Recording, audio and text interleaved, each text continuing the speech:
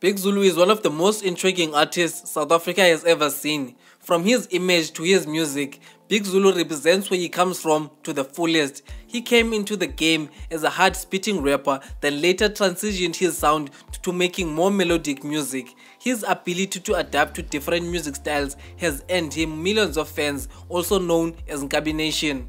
In this video, we're gonna take a look at Big Zulu's career and how he's been able to adapt and stay relevant by constantly reinventing himself. Make sure you watch till the end in order to understand the method behind the madness. If you're a musician or a creative, I suggest you keep it locked into this video as some of these tips may help you with your branding. Now, without further ado, let's get started with this video.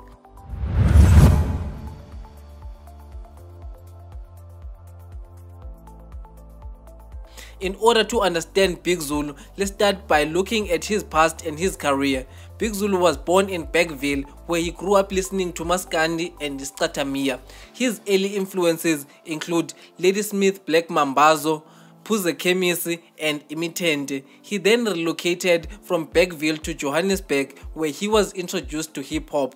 Big Zulu spent years as a taxi driver and started rapping back in 2009. At the time, he was a heavy spitting MC, dropping punchlines back to back in his songs. In order to promote himself and his music, he did a lot of freestyles and battle rappers at YFM and Ukhozi FM, which was one of the ways he got out his name.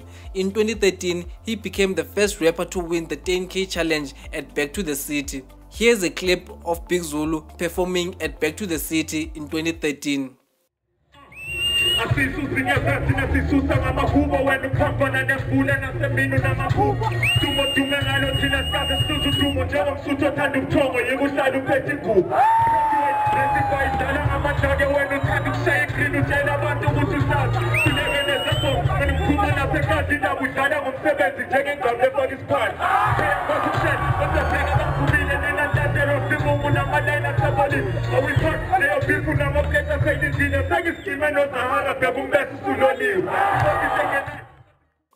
Big Zulu was aware that his hard-hitting rhyming skills were dope, but were not enough to get him where he wanted to be, which was in the mainstream. So after signing a record deal with Universal Music in 2015, he started to collaborate with other musicians in order to make a full-length album that resonated with wide audiences. To promote his album, he released a song called Intombi Zama Wololo, a song which was a remix to Babes Odumo's hit single Wololo. That song was Big Zulu's first attempt into doing commercial appealing music, or radio music as they call it. His debut album, Ushunu Nkabi, included variety of sounds from boom bap to Maskandi influenced songs and club-oriented songs. The lead single from the album, Donsa Nkabi, brought him into the spotlight, while his fans appreciated his incorporation of Maskandi into his albums. He released a song called Home featuring Music Hole, which did well commercially. Home was produced by MBZ. Throughout the song, Big Zulu can be seen documenting his life of being a taxi driver while showcasing his unique fashion sense.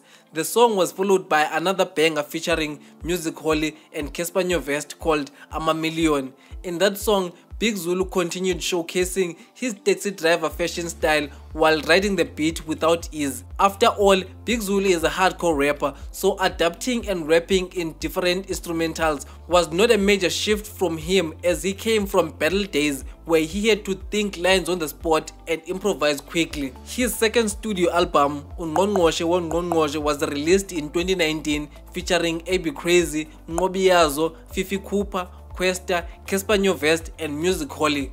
Compared to his first album, this album was a major milestone for Big Zulu, not just commercially but musically as well. The mixture of Maskandi and hip-hop he started on Ushunu Nkabi with the likes of Anzo was close to perfection on this album. The Maskandi incorporation gave Big Zulu a competitive advantage, as he was serving a market that no other rapper was serving at the time. In late 2019, he established his own record label, Kabi Records, and started working on his next album. At this point, it was clear that Big Zulu is a force to be reckoned with. His single, Imaleningi, featuring Intaba Yase Dubai and Ricky became a national hit. That song solidified Big Zulu as a brand and catapulted him into the mainstream. While most of his previous music was heavily influenced by punchline raps, Imaleningi became a crossover hit thanks to Intabayase Dubai for the catchy chorus. His third studio album, Ichwanele Nyoka, was released in September 2021. On that album, Big Zulu finally became a pop star. The Maskandi sound he was cooking for a while finally came together nicely. On songs like Ivolo Volo, you can hear him sing notes without any heavy auto-tune assistance, which was impressive for someone who came from the Season Scoop era where everything was rap. His current album, Ukamba with Java, is definitely one of his most creative albums artistically. In a country like South Africa, where artists are always shelved and put into boxes, fans often dictate what kind of music they want from an artist, and if the artist does not deliver, they move on to the next. But Big Zulu is an anomaly. It's not every day that you see an artist go from doing one sound to doing the next and become successful at it. Of course, guys like DJ Mapori said Casper has been doing it for a while, but it's not everyone. The way that Big Zulu has done it was amazing to watch. As a creative person looking from the outside, there's a lot to learn from his artistic approach and business structure. His sound gradually changed with his image, which was another big takeaway, making it easy for him to attract brands that align with his core values. This video did not touch everything Big Zulu has done, of course, but this was my 2 cents. For Wave Entertainment, I am Kepitezi. Be sure to subscribe to the channel. Let me know in the comment section what you think about Big Zulu's evolution in the game. Tell me which other artists I should feature on this series next. Also, you can check out my music. I will put a link in the description. Until next time, guys, stay safe.